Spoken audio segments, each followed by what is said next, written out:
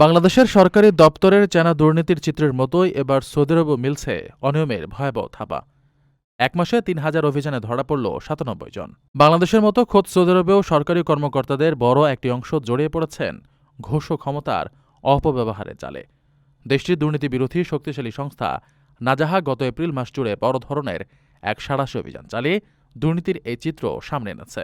পয়লা মে প্রকাশিত এক প্রতিবেদনে জানানো হয়, মাস জুড়ে ৩,০৪১টি ঝটিকা অভিযানে ২৫৯ জন সন্দেহভাজনকে জিজ্ঞাসাবাদের আওতায় আনা হয়েছে, যার মধ্যে ৯৭ জনকে সরাসরি গ্রেফতার করা হয়।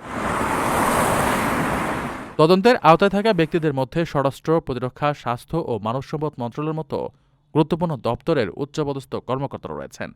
তাদের বিরুদ্ধে মূলত ঘুষ লেনদেন এবং পদের অপব্যবহার করে ব্যক্তিগত ফায়দা হাসিলের সুনির্দিষ্ট অভিযোগ রয়েছে। যদিও তদন্তের প্রয়োজনে কয়েকজনকে জামিনে মুক্তি দেওয়া হয়েছে, তবে কাউকেই অভিযোগ থেকে রেহাই দেওয়া হয়নি। প্রশাসনের রন্ধ্রে থাকা এ অনিয়ম নির্মূলে সৌদি কর্তৃপক্ষ এখন জিরো টলারেন্স নীতিতে অটল। সরকারি সম্পদ রক্ষায় নাজাহার এই কঠোর পদক্ষেপ বর্তমানে আন্তর্জাতিক মহলেও ব্যাপক আলোচনার জন্ম দিয়েছে। আপনার স্বপ্নগুলো আকাশ ছুবে প্রবাসীর হেলিকপ্টারের মাধ্যমে। বিয়ে, জন্মদিন অথবা যে কোনো বিশেষ প্রয়োজনে হেলিকপ্টার ভাড়া করতে যোগাযোগ করুন স্ক্রিনে দেয়া নাম্বারে। প্রবাসীর হেলিকপ্টার, নিরাপদ ও সাশ্রয়ী বাহনের বিশ্বস্ত নাম।